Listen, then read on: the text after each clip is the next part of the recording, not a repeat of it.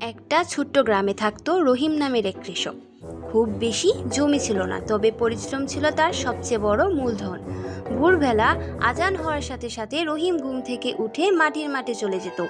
গরম হোক কিংবা বৃষ্টি, সে মাঠে কাজ করতে কখনো আলসেমি করতো না। রহিমের স্বপ্ন ছিল তার ছেলে মেয়েদের পড়াশোনা করাবে, যেন তারা তার মতো দারিদ্র্যে না থাকে। এজন্য সে এক টুকরো জমিতে ধান আর পাশে কিছু সবজি ফলাতো। কিন্তু এক বছর হঠাৎ বন্যা এলো। কয়েকদিনের মধ্যেই তার জমির সব ফসল পানিতে ডুবে গেল। অনেক কৃষক তখন হাল ছেড়ে দিল, কেউ কেউ ঋণের বোঝায় ভেঙে পড়ল। রহিমও খুব চিন্তিত হলো, কিন্তু সে আশা হারালো না। বন্যার পানি নামার পর সে নতুন করে জমি চাষ দিল। এবার সে শুধু ধান নয়, শীতকালীন সবজি, কপি, ফুলকপি, শাক, মরিচ চাষ করলো।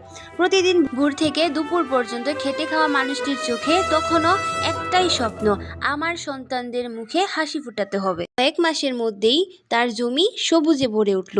গ্রামের মানুষ অবাক হয়ে দেখল রহিমের জমিতে প্রচুর সবজি হয়েছে। বাজারে নিয়ে গেলে ভালো দামও পেল। ঋণ শোধ হলো, সংসারে সুখ ফিরল। ছেলেমেয়েরা স্কুলে যেতে শুরু করলো। রহিম তখন মসজিদের ইমামের কাছে বলল, মহাজন আমাকে ঋণ দিয়েছিল, কিন্তু আসল শক্তি দিয়েছে আল্লাহ আর আমার নিজের পরিশ্রম। গ্রামের তরুণেরা তার কাছ থেকে শিখলো, যতই বিপদ আসুক হাল ছাড়লে চলবে না। মাটি সবসময় পরিশ্রমী মানুষকে কিছু না কিছু ফিরিয়ে দেয়।